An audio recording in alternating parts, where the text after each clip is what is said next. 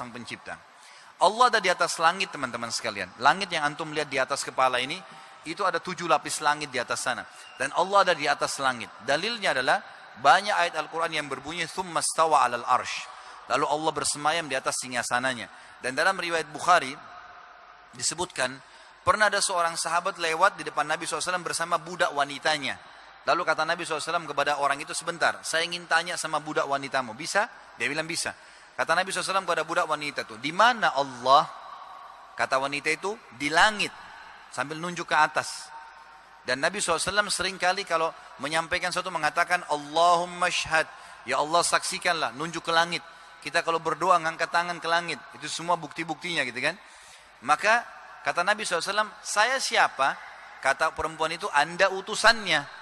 Kata Nabi SAW kepada tuannya, bebaskan budakmu ini karena dia adalah mukminah. Dia orang beriman. Saksi bahasan Allah ada di atas langit. Juga hadis Bukhari yang jelas tentang sholat malam.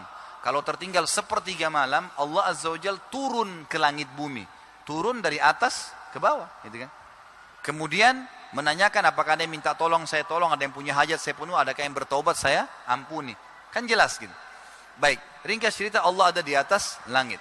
Pertanyaan selanjutnya, kenapa Allah tidak kelihatan?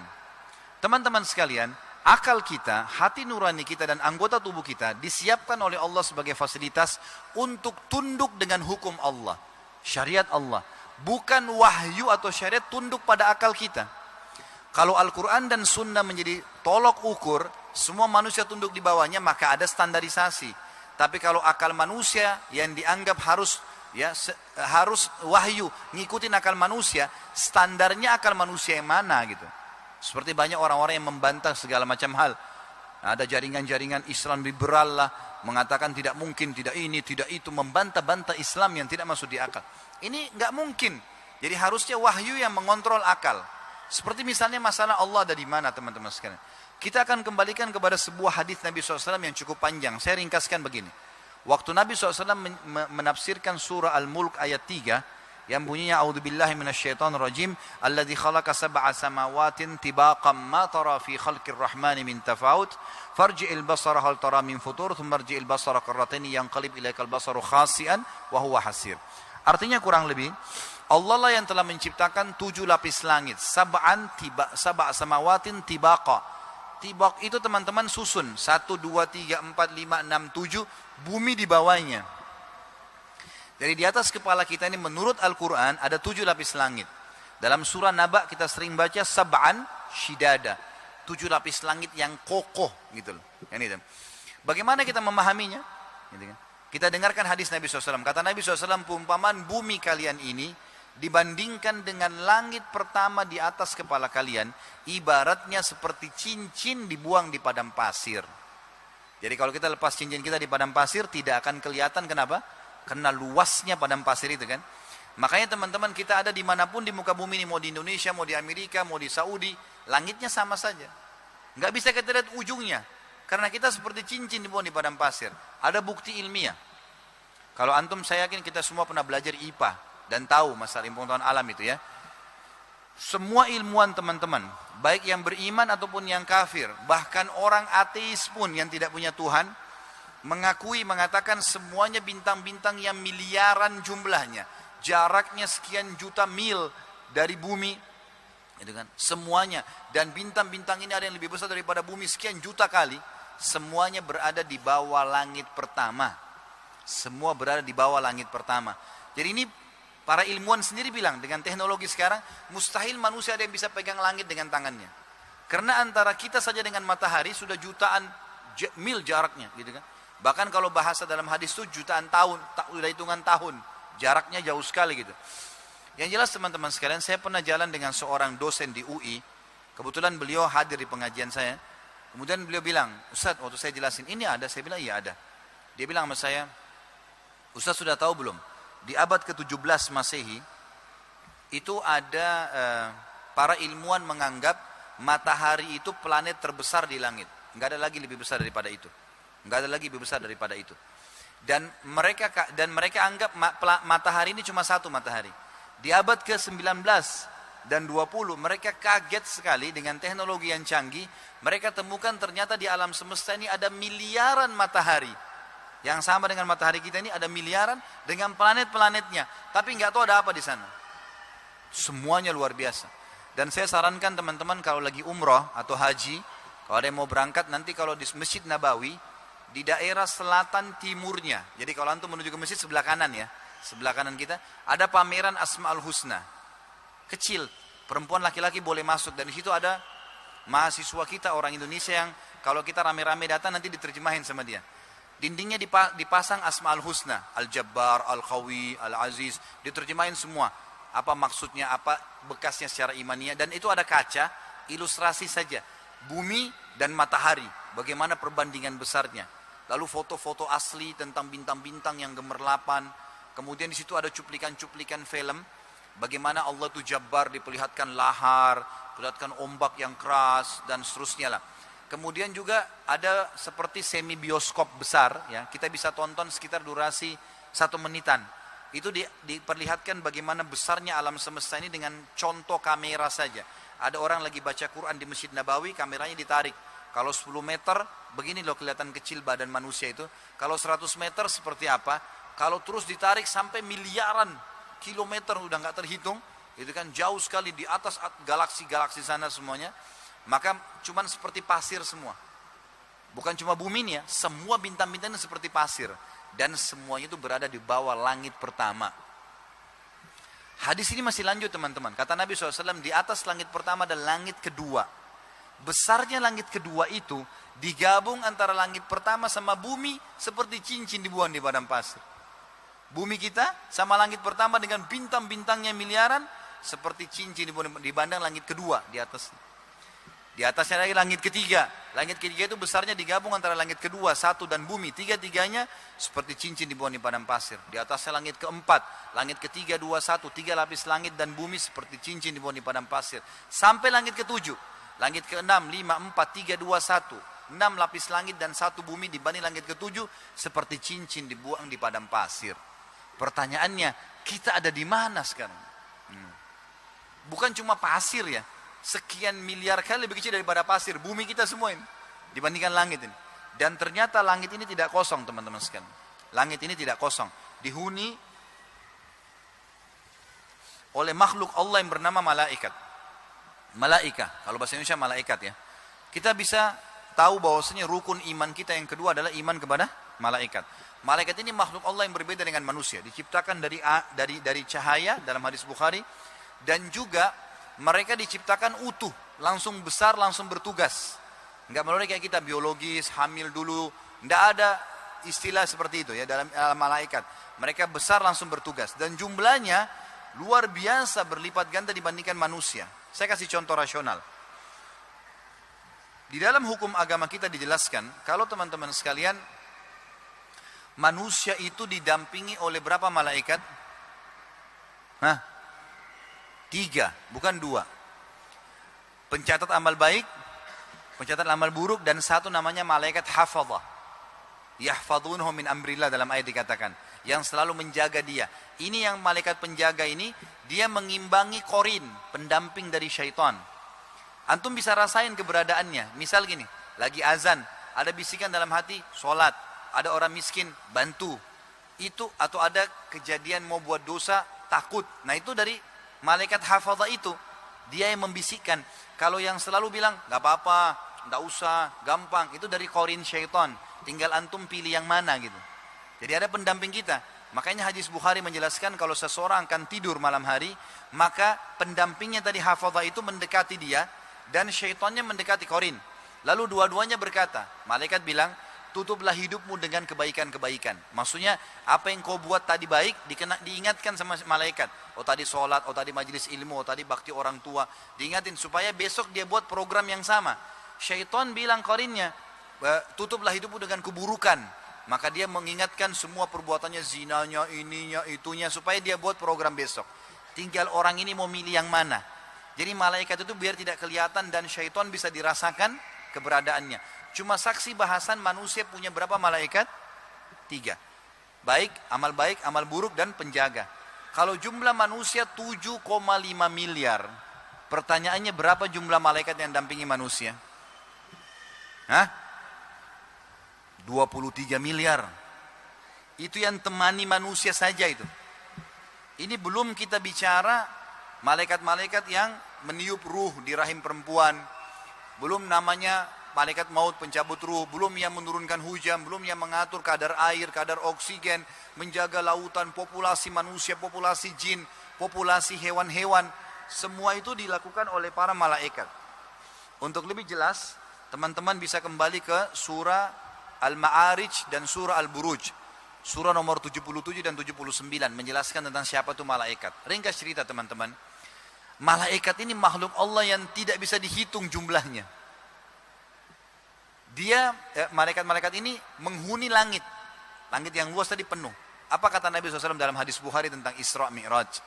Waktu saya sedang menembus 7 lapis langit itu, demi zat, demi Allah, yang ubun-ubunku dalam genggamannya, gitu kan?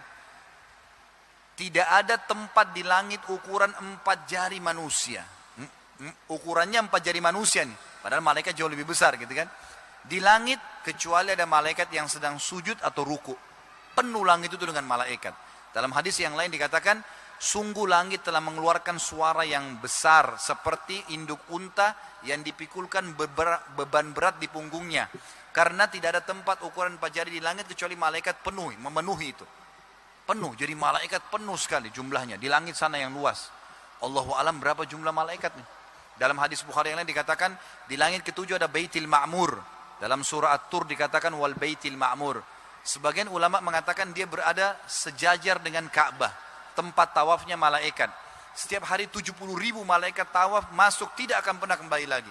Setiap hari dari awal diciptakan sampai hari kiamat. Berapa jumlah malaikat? Allahu alam gitu ya. Yang jelas penuh dengan malaikat teman-teman sekalian. Di atas langit ketujuh ada tempat namanya Sidratil Muntaha. Besarnya tempat itu teman-teman sekalian digabung antara 7 lapis langit dengan bumi 8 gitu kan. Dibanding Sidratil Muntaha di atasnya hanya seperti cincin dibuang di padang pasir. Kita, semua makhluk di muka bumi ini, semua bumi ini, semua langit tadi yang besar, semua malaikatnya dibanding Sidratil Muntaha seperti cincin dibuang di padang pasir. Anggap seperti debu di masjid ini gitu. Semua langit, semua malaikatnya, semua manusianya dibandingkan Sidratul Muntaha. Di atasnya ada lagi ciptaan Allah namanya lautan, sebuah lautan. Kata Nabi SAW, kalau kalian ingin bacalah firman Allah, wa kana arsyu alal ma', dan singgasana Allah berada di atas air, kan itu. Kata Nabi SAW, lautan itu besarnya digabung antara Sidratul Muntaha, 7 lapis langit dan bumi. Ya, semuanya 9-9-nya hanya seperti cincin dibuang di padang pasir. Berarti kita berada teman-teman di dasar lautan. Kita dan seluruh langit dan malaikat semua makhluk ini seperti debu di lautan. Dibandingkan lautan tadi, di atasnya ada singgasananya Allah. Dan singgasana Allah yang dikenal dengan arsh besarnya digabung antara 7 lapis langit, bumi, Sidratul Muntaha dan lautan tadi. Semuanya itu 10-10-nya dibandingkan arshnya Allah seperti cincin dibuang di padang pasir. Makanya kita kalau mau sholat bilang apa? Allahu Akbar. Ya. Allah itu maha besar. Jadi kenapa Allah tidak kelihatan? Karena Allah terlalu besar untuk dilihat. Belum bisa mata melihatnya. Tetapi Allah menurunkan panduan dalam kitab Al-Quran, mengutus para nabi-nabi dan rasul, terutama Nabi Muhammad SAW untuk mengingatkan manusia tentang masalah itu. Teman-teman saya yakin tahu dan hafal ayat kursi. Ya, apa itu ayat? Informasi. Kursi itu teman-teman adalah pijakan kaki raja di singgasana dalam bahasa Arab. Jadi kursi bukan seperti yang saya dudukin ini. Ini bahasa Indonesia. Kalau bahasa Arab teman-teman, kursi itu artinya pijakan kaki raja di singgasana. Ayat kursi berarti informasi tentang pijakan kakinya Allah di singgasana. Apa yang sering antum baca ayatnya? Wasi'ah kursiyuhu samawati wal ard. Apa artinya? Wasi'ah telah menutupi. Kursiyuhu, pijakan kakinya Allah di singgasananya.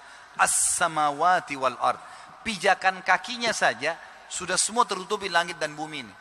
Bagaimana dengan singgasana dan bagaimana Allah Subhanahu wa taala? Makanya kita mengatakan Allahu Akbar. Makanya dalam riwayat lain dikatakan waktu ayat kursi turun, ribuan syaitan terbakar, hangus. Karena luar biasa ayat ini agungnya gitu. Seperti itulah, ya. Allah zat yang sempurna, tidak pernah ngantuk, tidak pernah tidur, maha segala-galanya. Makanya Musa alaihissalam pernah berkata kepada Jibril, Karena memang semua nabi-nabi juga tidak pernah lihat Allah ya.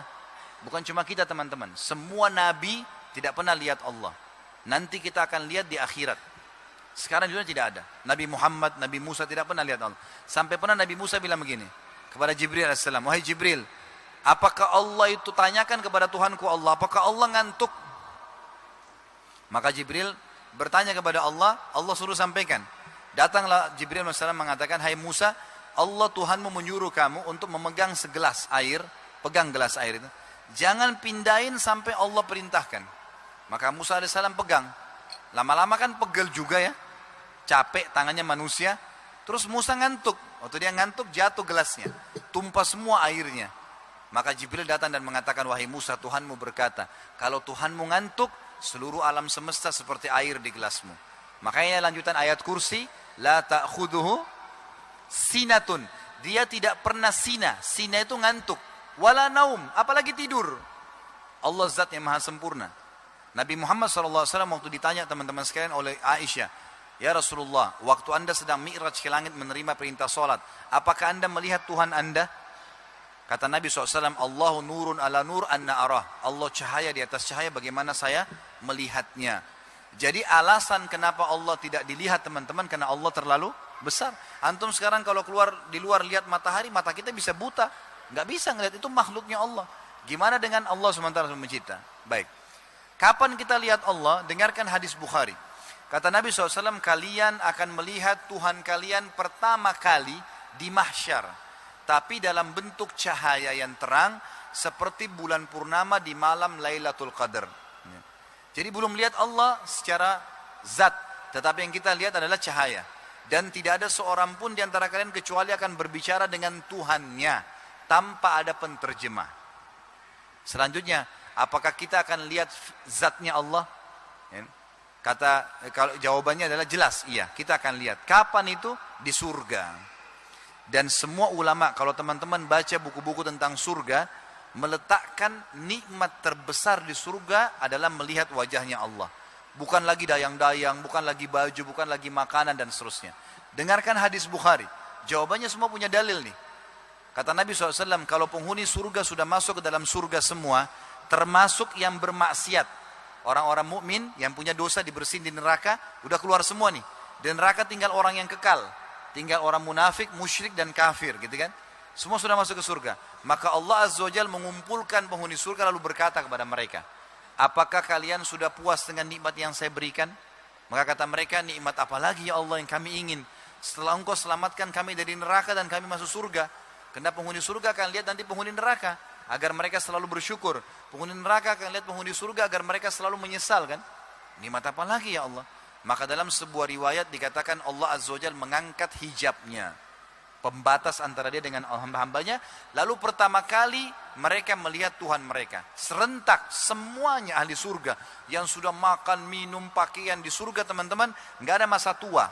Kata Nabi SAW, tidak ada lagi tua, tidak ada anak-anak, nggak ada capek, nggak ada letih, nggak ada meludah, nggak ada beringus, nggak ada lagi buang air besar, nggak ada buang air kecil. Makanan yang dimakan oleh manusia dan diminum oleh manusia yang tidak dibutuhkan oleh tubuhnya keluar dalam bentuk keringat yang lebih wangi dari bau kasturi.